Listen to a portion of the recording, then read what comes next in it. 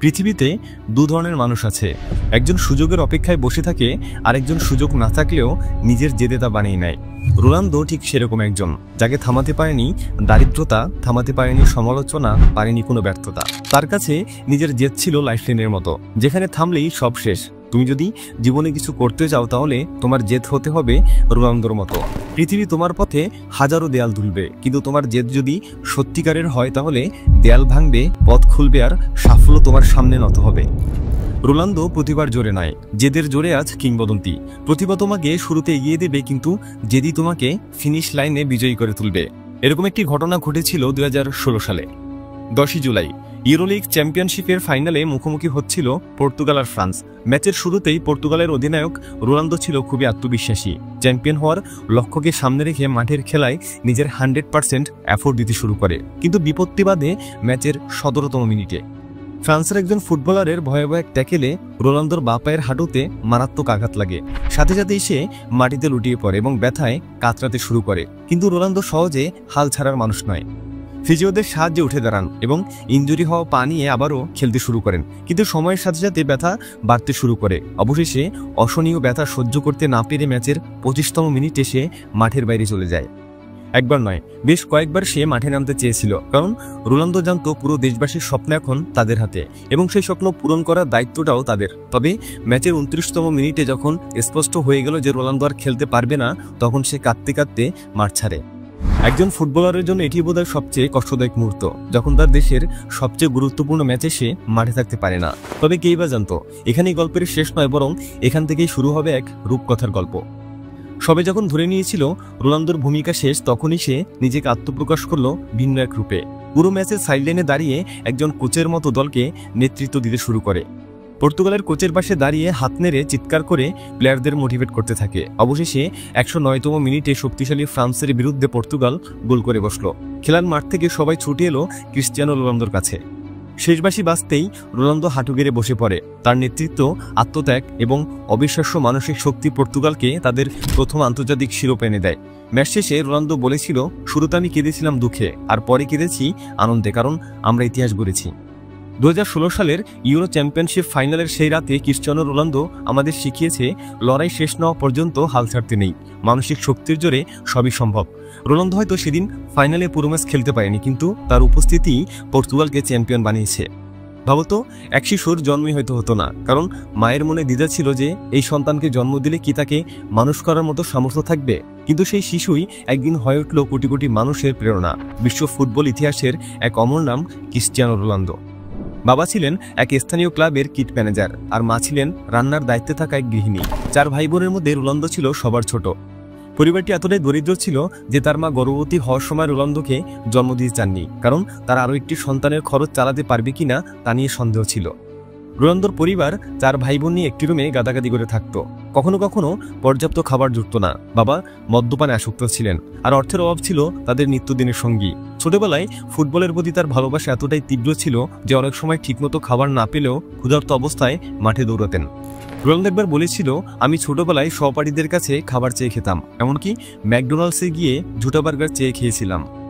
অবশেষে দারিদ্রতার সাথে সংগ্রাম করে মাত্র 8 বছর বয়সে রোনালদো যোগ দেন আন্দোরিনা ক্লাবে।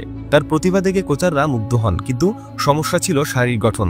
রোনালদো ছিলেন খুবই রোগাপাতলা, তাই তাকে শরীর গঠনের জন্য কঠোর পরিশ্রম করতে হয়। এরপর 12 বছর বয়সে রোনালদো সুযোগ পান স্পোর্টিং লিসবনের যুব একাডেমিতে যোগ দেওয়ার। এজন্য তাকে ছাড়তে হয় তার পরিবার। ছোট্ট ছেলেটি এসে পৌঁছায় লিসবনে, যেখানকার মানুষের ভাষা ও জীবনযাপন সবকিছুই তার জন্য নতুন ছিল। অনেকেই তার কথা বলা ও শব্দের উচ্চারণ নিয়ে মজা করত, কারণ রোনালদো নিজের দ্বীপের ভাষায় কথা বলতো। এমনকি 14 বছর বয়সে তাকে স্কুল থেকে বের করে দেওয়া হয়েছিল, কারণ রাগের বশে রোনালদো তার শিক্ষককে চেয়ার ছুঁড়ে মেরেছিল।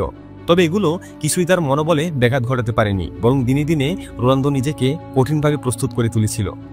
16 বছর বয়সে স্পোর্টিং লিসবনের সিনিয়র দলে অভিষেক ঘটে রোনালদোর। তার গতি, ড্রিবলিং এবং গোল করার ক্ষমতা সবাইকে চমকে দেয়। একদিন ম্যানচেস্টার ইউনাইটেডের কোচ স্যার অ্যালেক্স ফার্গুসন একটি ম্যাচে তাকে খেলার সময় দেখেন এবং সঙ্গে সঙ্গে সিদ্ধান্ত নেন এই ছেলেকে তার দলে চাই। এরপর 2003 সালে মাত্র 18 বছর বয়সে রোনালদো ম্যানচেস্টার ইউনাইটেডে যোগ দেন এবং সেখান থেকে শুরু হয় এই কিংবদন্তির উত্থান। কিন্তু এর মাঝেই হঠাৎ করে তার জীবনে ছায়া নেমে আসে। মাত্র 20 বছর বয়সী রোনালদো তার বাবাকে লিভারের সমস্যার কারণে হারিয়ে ফেলেন।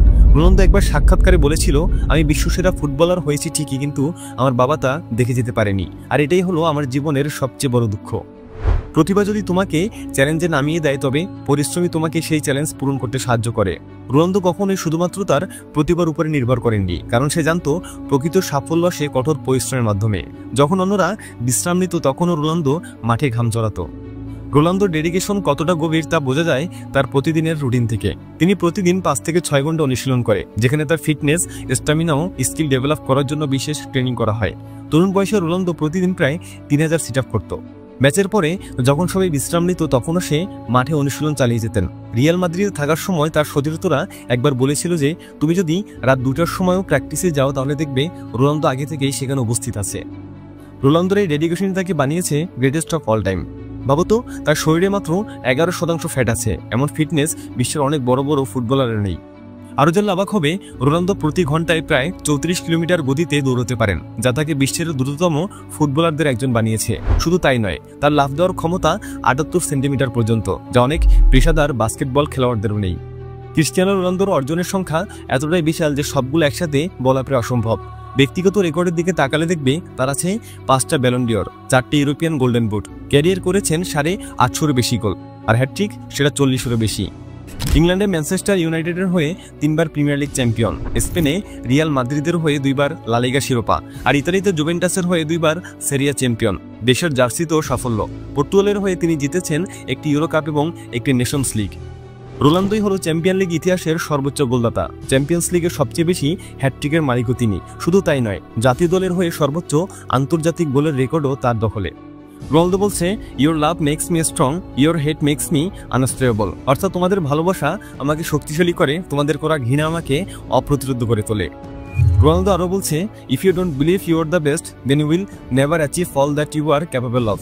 কথাটিকে বাংলা বললে দাঁড়ায়, যদি তুমি বিশ্বাস না করো যে তুমি সেরা, তাহলে তুমি কখনোই তোমার সামর্থ্যের সর্বোচ্চ উচ্চতায় পৌঁছাতে পারবে না। দরিদ্র পরিবারে জন্ম নেওয়া সেই ছেলেটি আজ বিশ্বের অন্যতম ধনী ফুটবলার। একসময় খাবারের জন্য যাকে নির্ভর করতে হতো অন্যের দয়ের উপরে, আজ সেই বিলিয়ন ডলারের মালিক। বর্তমানে রোনালদোর মোট সম্পত্তির পরিমাণ $1 বিলিয়ন বেশি, যা তাকে বানিয়েছে ইতিহাসের প্রথম বিলিয়নিয়ার ফুটবলার। রোনালদো বিশ্বের সর্বোচ্চ পারিশ্রমিক প্রাপ্ত ফুটবলার। আল নাসরের সঙ্গে তার বার্ষিক পারিশ্রমিকের চুক্তি $200 মিলিয়ন। তবে শুধু ফুটবল নয়, তার আয়ের উৎস অনেকগুলো। রোনালদো বছরে নাইকি, কোকাকোলা এবং কাস্ট্রলের মতো বিশ্ববিখ্যাত ব্র্যান্ড থেকে আয় করেন $50 মিলিয়নের বেশি। রোনালদোর আছে নিজস্ব ফ্যাশন ব্র্যান্ড CR7 আর হোটেল চেইন পেস্তান CR7। তাছাড়া সোশ্যাল মিডিয়ায় তার ফলোয়ারের সংখ্যা 600 মিলিয়নের বেশি, যা বিশ্বের আর কারো নেই। আর স্পন্সর পোস্ট থেকে তার আয় প্রতি পোস্ট $2 থেকে $3 মিলিয়ন মার্কিন ডলার।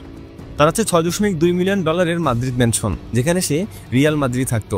জুভেন্টাসে 1200 বর্গমিটার তুরিন ভিলা, ম্যানচেস্টারে 7 মিলিয়নের ম্যানশন, সৌদি আরবে 14 মিলিয়নের বাড়ি, গ্যারেজে 20টিরও বেশি সুপারকার, মূল্য 30 মিলিয়নের বেশি। এছাড়া তার আছে $25 মিলিয়ন প্রাইভেট জেট। রোনালদো বলে, যদি তোমার প্রতিভা থাকে কিন্তু কঠোর পরিশ্রম না করো, তবে তুমি কখনোই সফল হতে পারবে না। অন্যদিকে যদি তোমার প্রতিভা কমও থাকে কিন্তু কঠোর পরিশ্রম করতে পারো, তাহলে তুমি সবকিছু অর্জন করতে পারবে।